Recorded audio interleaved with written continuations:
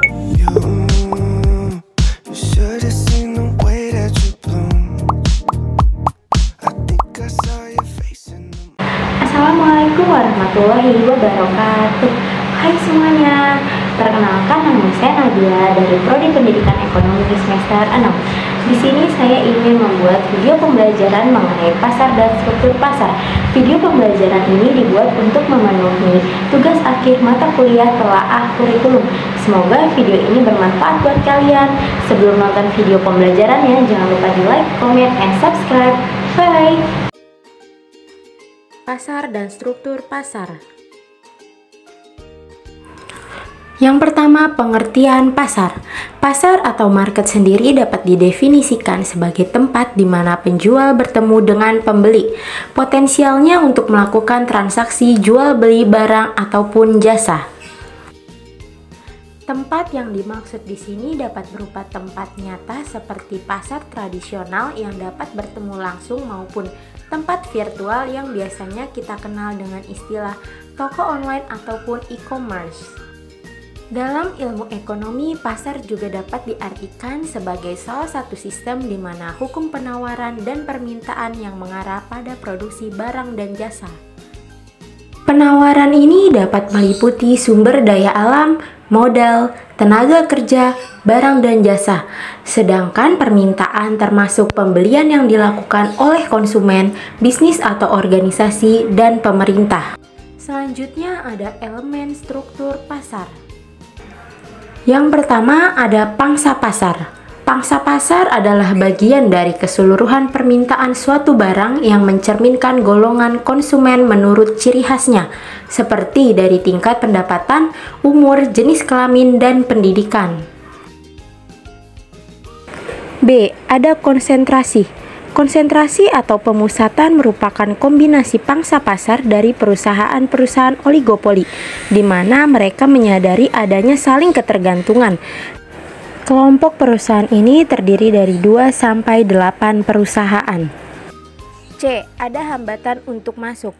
Hambatan untuk masuk yaitu cara atau usaha dari perusahaan atau cara pelaku industri untuk dapat masuk ke dalam pasar, mencakup dari segala sesuatu yang memungkinkan adanya terjadi penurunan kecepatan pesaing baru. Selanjutnya ada unsur-unsur struktur pasar. Menurut Arsyad dan Kusuma, struktur pasar terdiri dari 7 unsur, yaitu jumlah dan besarnya distribusi penjual, jumlah dan besarnya distribusi pembeli, diferensiasi produk, halangan memasuki pasar, struktur biaya dan integrasi vertikal, dan konglomerasi. Selanjutnya ada bentuk-bentuk struktur pasar. A. Pasar persaingan sempurna. Pasar persaingan sempurna adalah pasar di mana pesaingnya berada di level yang paling besar. Ekonom neoklasik berpendapat bahwa pasar persaingan sempurna akan menghasilkan hasil terbaik bagi konsumen dan masyarakat. Yang kedua, ada komoditas yang diperjualbelikan adalah homogen. Barang yang dihasilkan berbagai perusahaan tidak mudah untuk dibedakan. Yang ketiga, ada perusahaan adalah pengambil harga atau price taker. Pengambil harga atau price taker berarti suatu perusahaan yang ada di dalam pasar tidak menentukan atau mengubah harga. Yang B, ada pasar monopoli. Berbeda dengan pasar persaingan sempurna, pasar monopoli merupakan kebalikan dari pasar tersebut. Di dalam pasar monopoli hanya terdapat satu penjual untuk satu jenis barang tertentu. Selanjutnya ada ciri-ciri pasar monopoli. Pasar monopoli ditandai dengan ciri-ciri sebagai berikut. Yang pertama, pasar monopoli industri yang terdiri dari satu perusahaan. Pasar monopoli terdiri dari satu perusahaan yang menyebabkan barang dan jasa yang dihasilkan tidak dapat dibeli dari tempat lain. Yang kedua, tidak mempunyai komoditas pengganti yang mirip dan tidak tergantikan. Barang yang dihasilkan oleh perusahaan tidak monopoli tidak dapat digantikan oleh barang lain. Yang ketiga, perusahaan monopoli dapat mempengaruhi penentuan harga. Oleh karena perusahaan monopoli merupakan satu-satunya penjual di dalam pasar, maka ia mempunyai kekuasaan penuh dalam menentukan harga barang yang dijual di pasar. C. Ada pasar persaingan monopolistik. Pasar persaingan monopolistik adalah bentuk pasar yang di dalamnya terdapat banyak penjual yang menghasilkan atau menjual produk yang berbeda-beda. Pasar persaingan monopolistik ditandai dengan ciri-ciri sebagai berikut. Yang pertama, adanya diferensi produk. Produk suatu perusahaan dalam pasar persaingan monopolistik berbeda coraknya atau differentiated product, dan secara fisik mudah dibedakan di antara produksi suatu perusahaan dengan produksi. Yang kedua, terdapat banyak produsen atau penjual. Dalam pasar ini terdapat cukup banyak penjual, namun tidak sebanyak seperti dalam pasar persaingan sempurna. Ketiga, ada produsen sedikit mempengaruhi harga. Pada persaingan monopolistik berbeda dengan perusahaan dalam pasar persaingan sempurna yang tidak mempunyai kekuasaan dalam mempengaruhi harga. Perusahaan dalam pasar persaingan monopolistik dapat mempengaruhi harga. Selanjutnya ada pasar oligopoli. Oligopoli adalah struktur pasar yang industrinya didominasi oleh sejumlah kecil perusahaan yang saling bersaing. Setiap perusahaan memiliki kekuatan yang cukup besar untuk mempengaruhi harga pasar. Pasar oligopoli ditandai dengan ciri-ciri sebagai berikut. Yang pertama, produk homogen atau terdiferensiasi. Barang yang dihasilkan berbagai perusahaan tidak mudah untuk dibedakan. Yang kedua, terdapat beberapa perusahaan dalam industri. Dalam pasar oligopoli, pelaku di dalamnya hanya terdapat beberapa perusahaan saja. Yang ketiga, memungkinkan perusahaan lain untuk masuk pasar. Produsen yang ada di dalam pasar industri tersebut dapat dengan mudah melakukannya kegiatan yang diinginkannya. Selanjutnya ada tanya jawab mengenai pasar dan struktur pasar. Yang pertama, ada apa pentingnya memahami struktur pasar? Pentingnya mengetahui struktur pasar yaitu di mana industri atau perusahaan kita berada sangat penting karena dapat mengetahui struktur pasar kita dan dapat menentukan perilaku perusahaan yang kemudian menentukan kinerja industri. Selanjutnya, mengapa ada struktur pasar? Struktur pasar penting karena mempengaruhi hasil pasar, terutama dalam hal keuntungan. Ini mempengaruhi peluang, motivasi, dan keputusan strategis pelaku ekonomi yang berpartisipasi di pasar. Selanjutnya, apa unsur-unsur utama dari pembentuk struktur pasar? Ada 3, yaitu yang pertama konsentrasi, yang kedua diferensi produk, yang ketiga elastisitas permintaan. Pertanyaan selanjutnya adalah apa yang dimaksud dengan struktur pasar dalam ekonomi mikro? Menurut buku Aspek Dasar Ekonomi Mikro 2006 karya Tri Kurniawingsi, struktur pasar adalah keadaan pasar yang memberikan petunjuk tentang aspek-aspek yang memiliki pengaruh penting terhadap perilaku, usaha, dan kinerja pasar. Nah, untuk lebih jelasnya lagi, kalian silakan simak ya video pembelajaran mengenai pasar dan struktur pasar. Setelah ini ada tugas nih, kalian harus memberi kesimpulan apa yang telah tadi ditampilkan di dalam video pembelajaran. Jangan lupa dibuat mind mapping ya.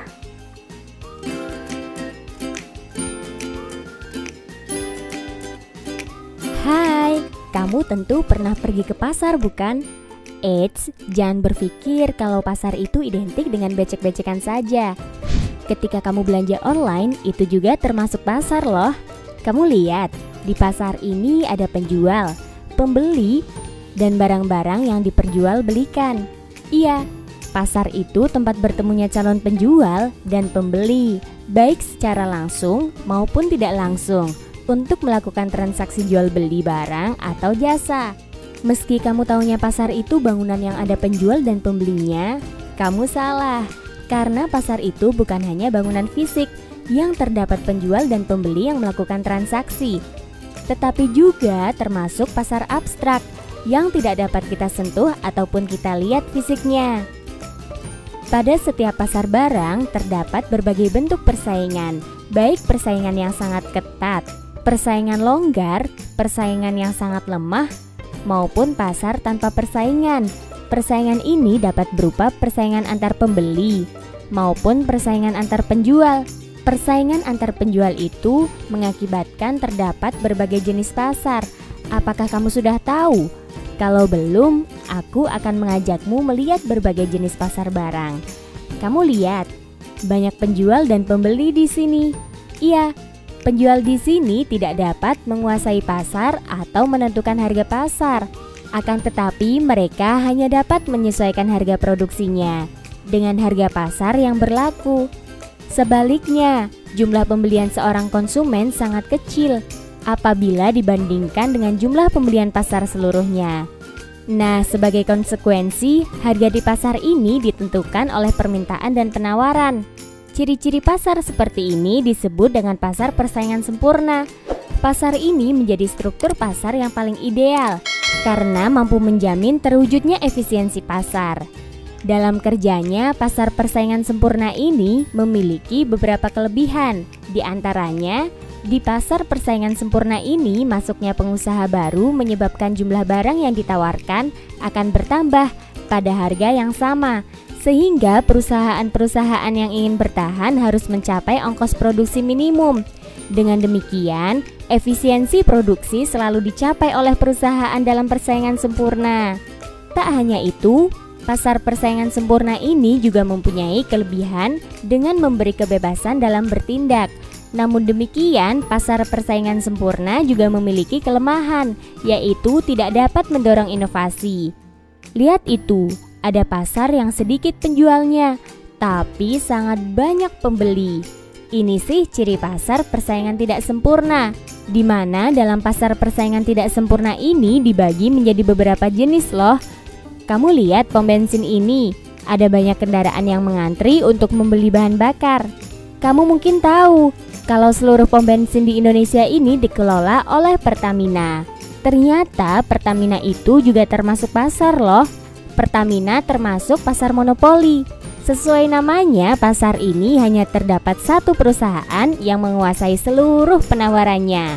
Perusahaan monopoli menghasilkan produk yang tidak diproduksi oleh perusahaan lain. Selain Pertamina, ada PLN dan PT KAI. Itu juga termasuk pasar monopoli loh. Kita geser yuk ke perusahaan air mineral itu. Wah, ternyata mereka hanya menjual air mineral saja ya. Oh iya, aku ingat.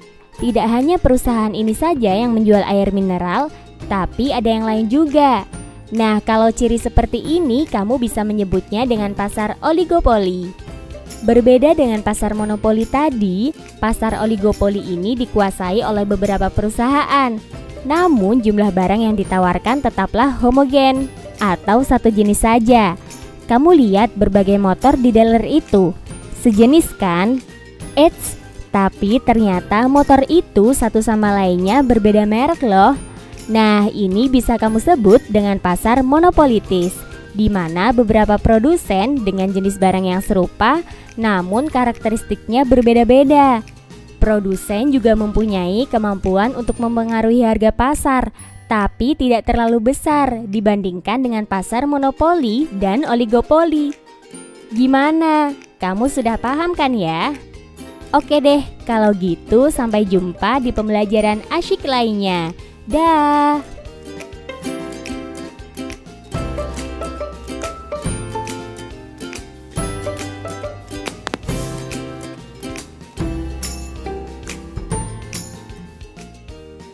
Nah teman-teman semuanya, kita sudah selesai nih membahas mengenai pasar dan struktur pasar. Semoga dengan ada video pembelajaran ini teman-teman semua bisa makin lebih giat lagi belajar mengenai pasar dan struktur pasar. Nah setelah ini jangan lupa ya dikerjakan tugasnya, yaitu kalian membuat rangkuman atau membuat mind mapping mengenai pasar dan struktur pasar. Seperti biasa tugasnya dikirim melalui email dan emailnya akan ibu share di WA grup kelas masing-masing. Nah sekian dari ibu, mohon maaf jika ada salah-salah kata atau kurang-kurang kata dalam memberikan penjelasan mengenai pasar dan struktur pasar. Semoga kedepannya ibu bisa lebih baik lagi menampilkan video pembelajaran. Nah kurang lebihnya mohon maaf. Wassalamualaikum warahmatullahi wabarakatuh.